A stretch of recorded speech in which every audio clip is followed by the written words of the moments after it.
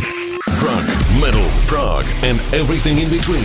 If you're into rock, you've come to the right place.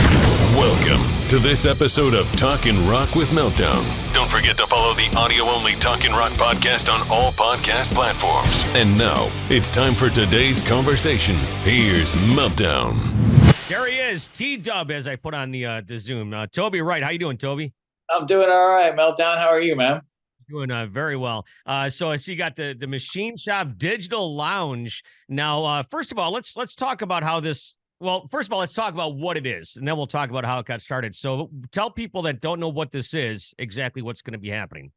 Well, what this is now is just an additional to the Machine Shop. What we're doing is we're going to be streaming live as it's being played, sold out shows from the shop.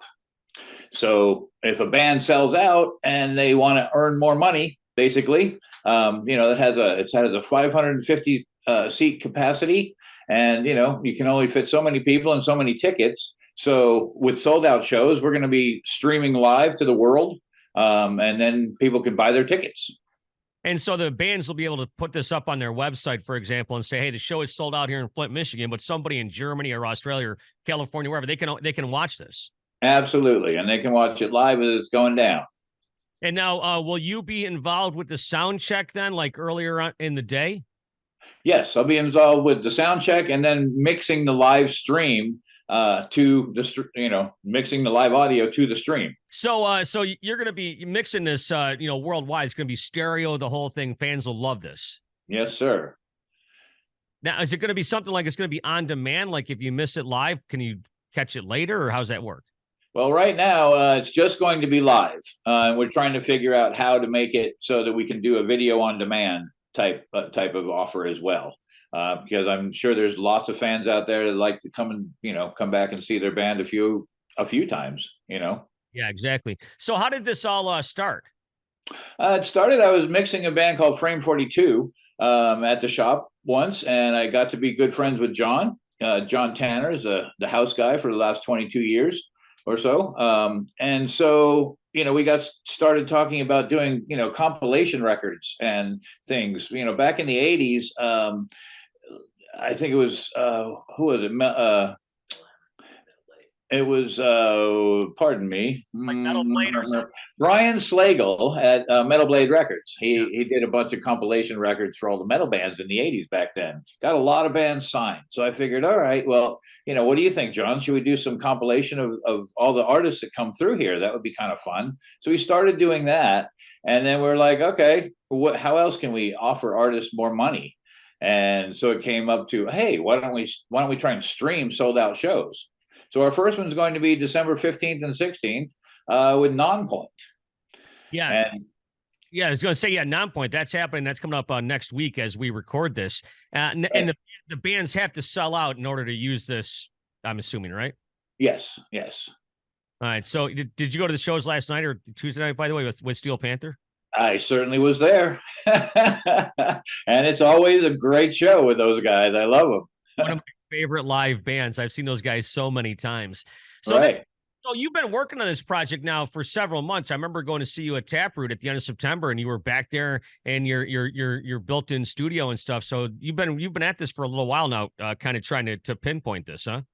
Yeah, it's been about 4 or 5 months now, I think, and I've done 45 or 50 shows now. And we're just amassing and trying to work out all the kinks and bugs before we present it live to the world. So hopefully that's been done, and now we go from there. Now, what do you mean you've done 45 or 50 shows? That you just recorded them? You haven't streamed them yet? No streaming. We've just been recording them we have a single video camera over the front of house section, and then we're adding 3 more cameras, one left, one right, and one above the drummer. Okay. And so we'll have someone sitting in my little control room with me with a switcher, and it'll be a full production video. And do you know who that person is going to be yet? His name is Bryce Vada. Okay, and he's going to be like the video producer. Yes. All right, you got the audio, he's got the video, and people can stream this all around the world. And they just can punch up themachineShop.com, or how do they get on this? Well, you can. There's links from themachineshop.info, and Okay. then we also have our own website at Machine Shop Digital Lounge .com.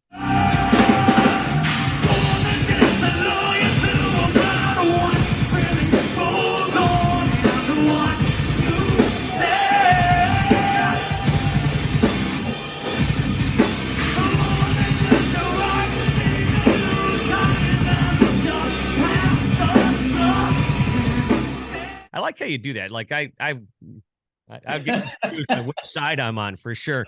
I know, me too. Yeah, I hear you.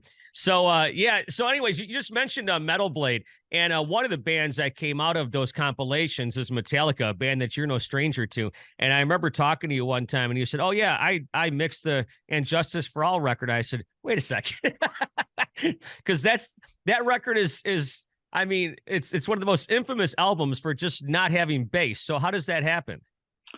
Oh golly, dude. So no, I did not mix it. I Oh, was just you said I was you an assistant engineer and an engineer, recording engineer. got you. And Okay. so during the process, James and Lars, they had just lost Cliff Burton, rest his soul. And so they in the control room, and it was when we were doing playbacks and whatnot. If you could hear the bass, it was 2 dB too loud. So turn that shit down. Okay, so we did. So then they took that same ideology when they went to Mike Thompson and Steve Thompson and Michael Barbiero, who mixed the record, and that's how it came out the way it did. Now, have you heard? Well, let me back up. Then they went to the Black record, and that record's obviously mixed, produced with Bob Rock and whatnot. And that record, there's clearly bass on it. Right. Right. Yeah. So they kind of changed the way that they went along that path. Agreed. Yes, they did. Yeah. And it was a great record. It sounds amazing. Yeah, it really does sound amazing. How does Bob Rock get such great sounding records? Uses great microphones, great consoles, and great engineers. Yeah, is that it? Yeah. I think I heard John Karabi one time was telling me that I think that Tommy Lee may have done. I don't know. I could be way off on this, but he did the drums for that Hooligans Holiday record, the Motley Crue album. Right. like in this room, like I want to say it was like a loading dock area, and it was all like concrete all around him. It's completely possible. They had those things up in Vancouver, I know, and they had a big, huge, back warehouse room where they put a bunch of microphones, and they were able to capture, that really deep drum sound from having that concrete back there. Yeah. Who are some of your favorite producers or mixers that you've listened to? Maybe someone that you look up to. Oh God.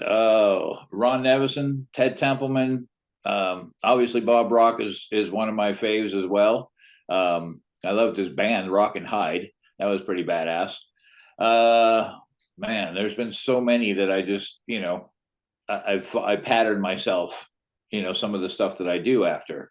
And it's great to work behind an amazing producer, because then you can get to see, what tricks that you can incorporate into your own stuff, and then what tricks obviously not to incorporate.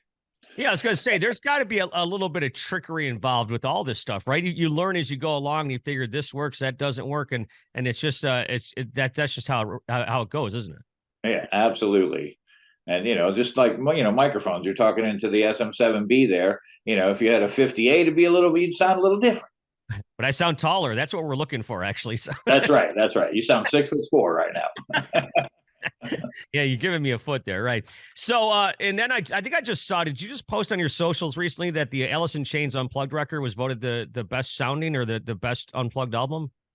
Yeah, I have actually, and we made a little reel about that, and yeah, somebody had said it's definitely the best selling or best sounding MTV Unplugged. Now, where did you produce that one? Were you actually in house? Yeah, that one was done at the Brooklyn Academy of Music, and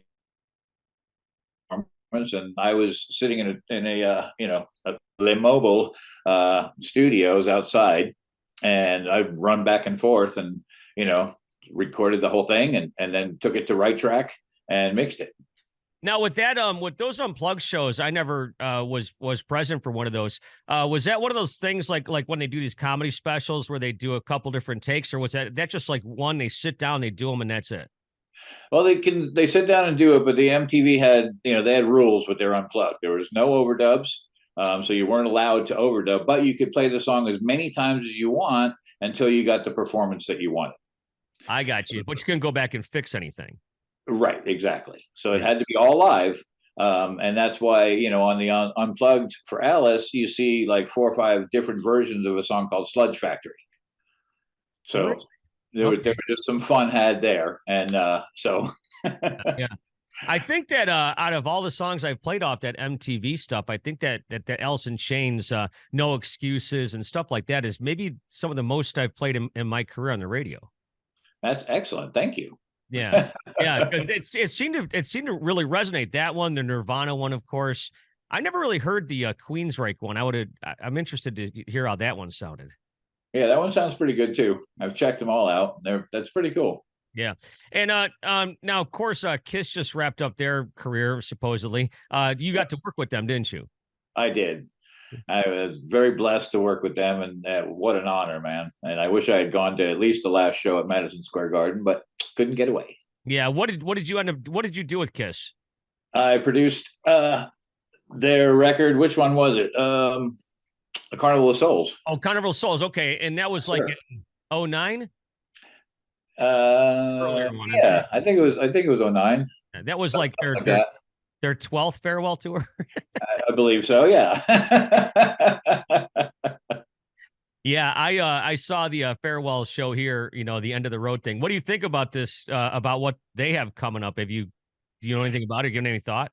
I'm just going to wait to see what happens, because it looks kind of cool in one way, but kind of hokey in another way. And, we'll see what happens. It could be kind of cool. I don't know. I'm kind of with you on that one because it's like, I don't know. I haven't seen one of these hologram shows. Have you seen any of those? Back in the day, like, when they bought Biggie on stage and, all that kind of stuff with the holograms, but that's about it. I haven't seen a full hologram type show yet. Yeah, I haven't either. What did you think of that when you saw the Biggie one? It kind of gave me chills all over, dude. Like, Really? yeah, but because it just appeared. You know what I mean? So it's like, whoa, and there was no screen that came down. It was just there. Yeah. Like, wow. That's interesting. I'm a huge Ronnie James Dio fan. I would have liked to have at least went to one of those shows, but I never got a chance. But I wonder if they would have made the hologram a little bit taller because he was only 5 foot nothing too. So Right. Stretch him out a little bit. yeah. You remember when they used to put when they post it like the pictures like on the back of the albums and Ronnie James Dio would be standing like 12 feet in front of the band. Absolutely. Wide angle lens. Yeah. To make it look a little bit bigger and stuff. So well, Toby, I don't want to take up too much of your time, but the Michigan shop, the Machine Shop, the Digital Lounge, and that's going to be at Flint, Michigan, and it debuts with Nonpoint coming up December 15th and 16th. Are you planning? Are you going to plan to like get together with the bands beforehand to go over things? You do that kind of stuff? Oh yeah, we'll have a full day or so of like pre-production where we'll do big sound checks and all that kind of stuff and test some stuff out. We're gonna I got another band coming in tomorrow. We're gonna do a test stream and that kind of stuff. So everything should be all flushed out. And with the full video production that we're offering, it certainly helps everybody. Because we're gonna be doing full video production for the openers as well. Wow. And then they can, turn around and contact our manager and buy them. I got you. And the content. And I'm super happy that not only are you in Michigan and we made this connection, but that you're also working with Kevin and the guys at the Machine Shop. Kevin and his staff are just some of the best people. They treat me so well. Not that they'd have to treat me so well, but I see how they treat the patrons in there. It's just a great place to go. And I'd be lying if I said the bands didn't love playing there. Right, exactly, because they do. I mean, everybody, who graces the stage on those last 40 some odd shows that I've done, they've all said what a great place it is. They thank Kevin, they thank the staff, and then when they're walking out the door, they seem to have, really, really had a great time playing there. So, it seems to be one of the best venues in the country for sure. Yeah. Well, Toby, good luck with everything. Maybe if I get a chance, I'll take a swing by up there and bother you while you're trying to mix the shows. Please do. Come on down anytime, my friend. All right, Toby. Thank you so much. And you as well. Thank you, Meltdown.